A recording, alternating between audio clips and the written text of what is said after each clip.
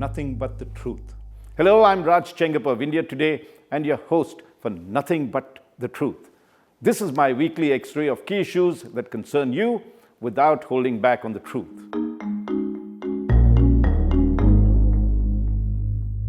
When Finance Minister Nirmala Sitharaman presents the Budget 2025 on February 1st, among the things that will be keenly watched is what relief will she give to India's bleeding middle class.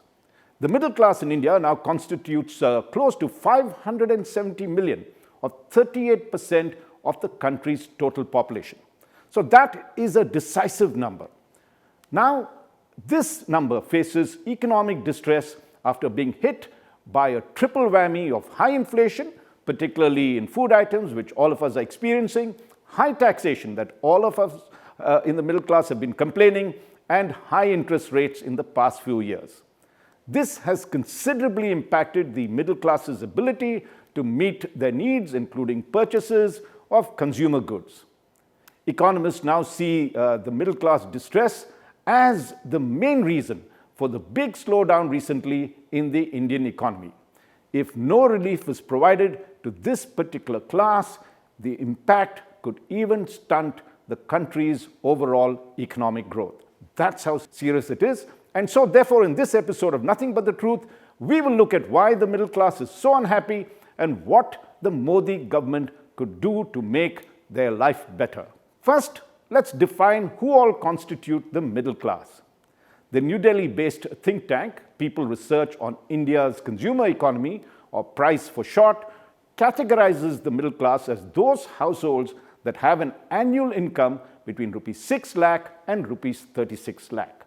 So if you take it monthly, it is those earning between rupees 50,000 a month and up to rupees 3 lakh a month. Now let's look at why the middle class is facing such economic woes. The first reason is inflation or rising prices, which I had mentioned earlier. And while the government claims that inflation is under control, the fact is that in the past few months, inflation has been riding at an average high of 5 to 6%. The real culprit, though, is food inflation. For instance, food and beverages, in these categories, inflation stood at an average 10 to 12% in some months.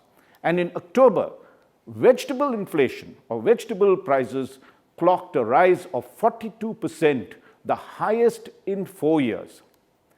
Though by December, overall inflation or CPI had sobered down to about 5.2%, food inflation remained high at 8.4%.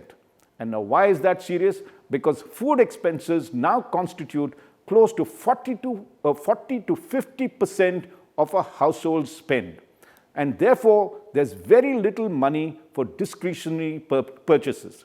So if the food expenses rise, and it now constitutes, many say, 50% of one's total income, then you have very little leeway to buy other goods that you want, even necessities, and you'll have to postpone them. So the cost, as we've seen, for the middle class is going up everywhere, wherever you look.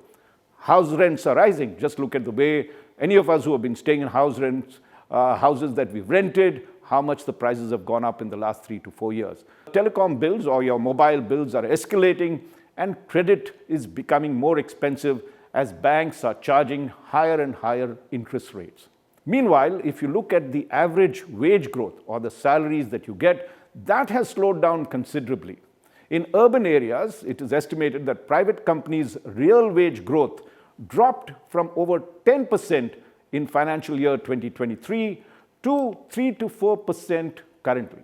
A huge drop from 10% to an average 3 to 4% growth. Now, if you take inflation and if you factor that in, any wage increase that the middle class receives in these years has been totally negated, and people's income have actually shrunk in terms of value. Now, high taxes have been another disincentive.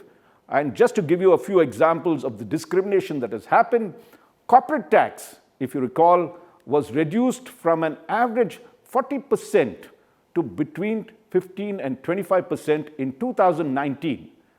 This helped business houses and also benefited the rich.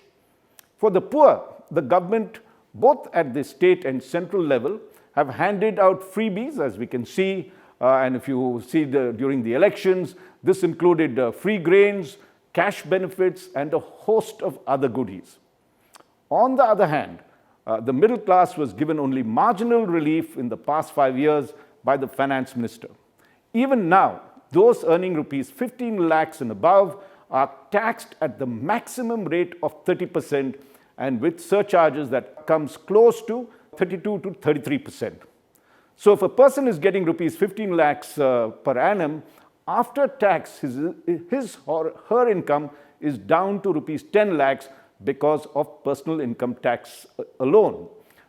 If you look at the middle class, it is also taxed on the goods and services that they consume. Financial consultants that we spoke to say that the total tax burden on the middle class, this includes your income tax, your GST on daily household items, property tax, luxury and entertainment tax, these can range from anything between 26% to 38%.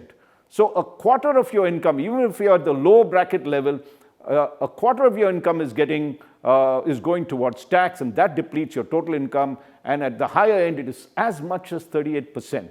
And remember, corporates are only taxed at a peak of 25%, up from 15 to 25%. So the discrimination is evident, and that's one of the big grouses. And that's why the middle class is increasingly becoming disillusioned. And this will have serious repercussions on India's economic growth. Why is that so? Are we just saying it because there's a large percentage of middle class and we want relief? That's also because economists say that the middle class accounts for over half of the country's total household income and more than 50% of its total consumption. That's how important the middle class is to the Indian economy. For the past 4 decades, the middle class, in fact, has been the cornerstone of India's economic growth. Now they are suffering, and with them, the country's growth has perceptibly slowed down and even declined. Projections for India's growth in financial year 2025, that is the year ending this March, have been revised downwards to 6.4% from the 7% that the RBI had forecast earlier this year, and way below the 8% plus clocked in the previous financial year. There is also evidence of what economists call a K-shaped growth of the economy, where the rich, the angle that is going up, are getting richer, and the middle, where the angle is pointing down, these are the middle and the poor classes, and they are losing out. Squeezed on all sides, the middle class has been doing what it can only do best, which is to start curbing consumption. So all of us have begun to postpone our purchases, not buy the more expensive ones, go for much lower grade. And you can see the trend is evident in sector after sector. Take a look from automobiles to housing, to consumer goods, to what we call fast-moving consumer products as well. You can see that whole slowdown in terms of our purchases and the amount the middle class buys. So let's start with passenger car sales. This is an indicator of consumption trends in India. Car sales have seen a decline of as much as 14% in November, more than the market had anticipated, particularly in the rupees 10 lakh and below cars. And why I'm saying November is that is seen as the festive season boom normally that happens. This apparently didn't happen in this sector this year.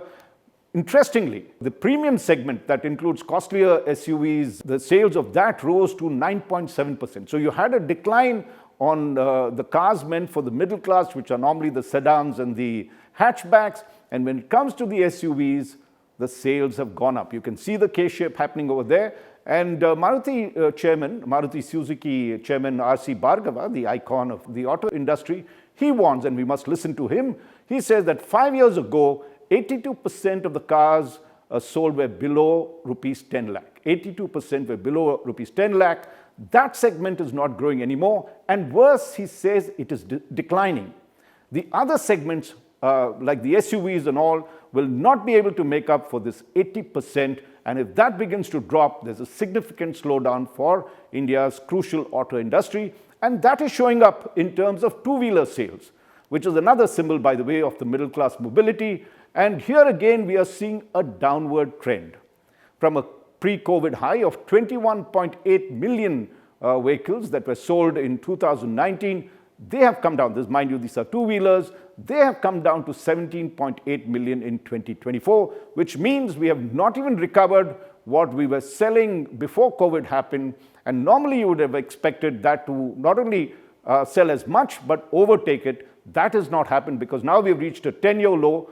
And this is primarily caused by the middle class lacking purchasing power. So that's another big example of what is happening. Now let's take a look at another sector, the real estate sector, which is being affected by the depressed middle class sentiment.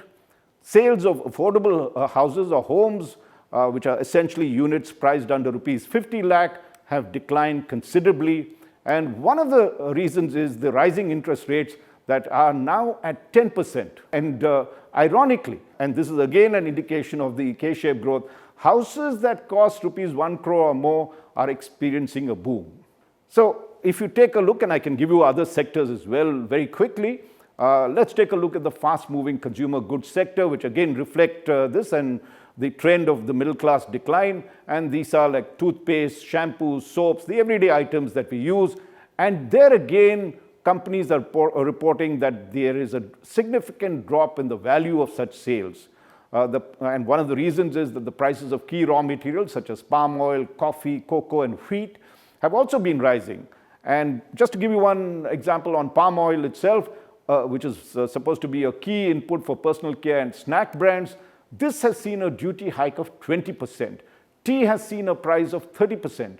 Now, this has forced all the big firms like Hindustan Levers and Marico and Dabur and Tata Consumer Products to either raise prices of certain products by an average 3 to 5% or resort to what is called shrinkflation, which is reducing the weight of products per each of the tubes that you get per package that is there. So instead of getting for the same price, say 100 grams, you're getting 90 grams instead because they just want to keep the price same, but they reduce the amount that you're getting.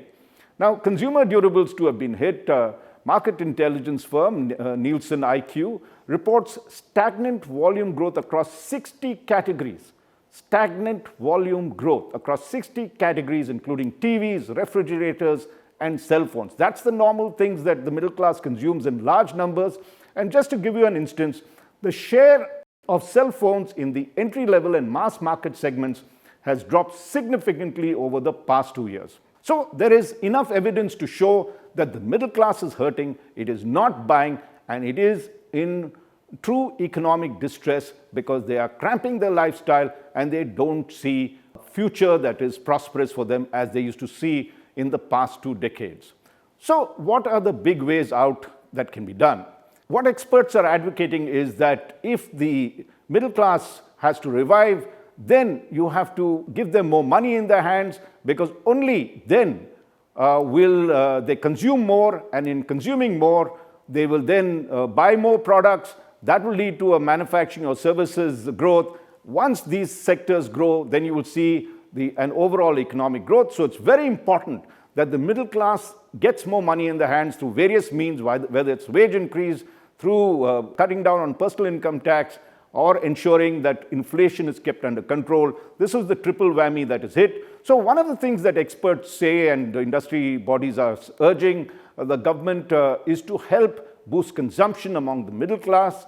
And one suggestion that has come from the Confederation of Indian Industries is to cut down on personal income tax in the upcoming union budget. Now, the CII, as it's called, is one of the main industry bodies, and it has recommended reducing marginal tax rates for personal income up to rupees 20 lakh per annum.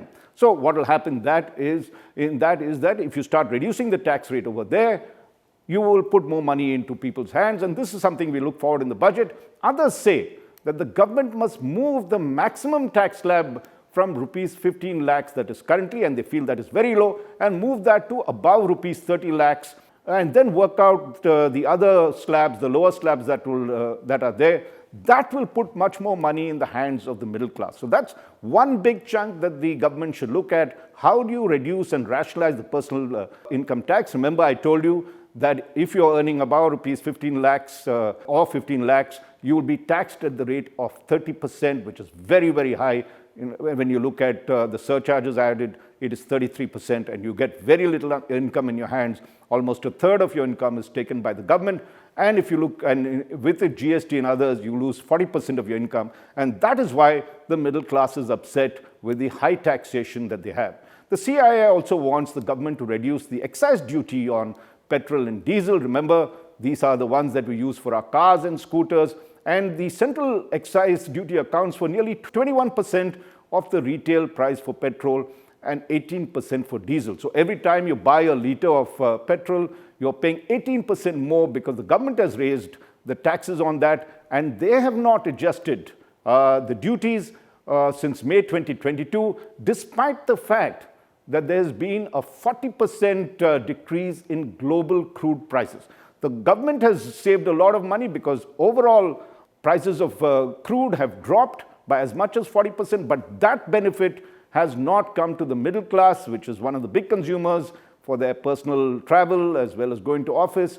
And one of the suggestions is lowering excise duty on fuel would help reduce inflation and increase disposable incomes for the middle class. So that's the other big suggestion is, can they do something about the fuel and fuel tax that is there, both diesel and petrol, and therefore not only help the middle class get more income, but also overall, because transport is such a key factor for goods and services, it will reduce the cost of transport as well, and therefore benefit the middle class that will be induced to buy more. So it's a virtuous cycle that is there. Another suggestion is to the interest rates in banks, for instance, which is taxed pretty high. And normally this is the savings that most middle class do. This is the favorite way of middle class, is to put their money in bank deposits. And if that, for instance, the suggestion is that if you lower the tax rates from the incomes that you earn from the interest in these bank deposits, that could help the middle class, because right now, if you have income exceeding a certain amount and this interest is added, it gets taxed at that rate. So if you had 25% income, taxable income, then you will have to, your interest also gets taxed at that rate.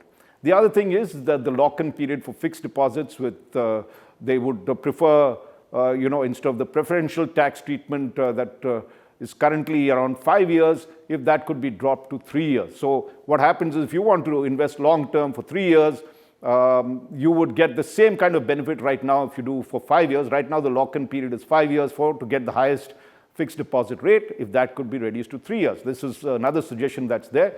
Most importantly, the industry bodies and a lot of consumer organizations are talking about rationalization of GST rates. As we've seen, they've gone a bit, not just a bit, there are plenty of aberrations that have existed, and sometimes you're ending up paying as much as 18% or 28% more. And in fact, there are so many slabs that it is now, instead of being a good and streamlined tax or GST, it has turned out to be the other way, where a lot of not only the consumers, but even the businessmen are complaining, and they want a more rationalized tax system. So overall, experts say it is important to provide the middle class relief from its economic distress, as that would kick off what I had mentioned earlier, a virtuous cycle of consumption, higher revenue, and higher economic growth. The Modi government needs to move fast on solutions. I've given just a few, which we've talked to experts, and they've come up, but there are a whole lot of other ways that you can make the middle class put more income in their hands, as well as energize them for economic growth. Because let us be very clear, without the middle class of India shining, the dream of Viksit Bharat will remain a mere mirage.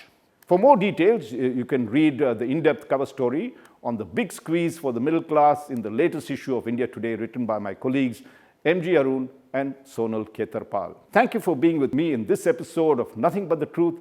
I look forward to having you with me next week. Nothing but the truth.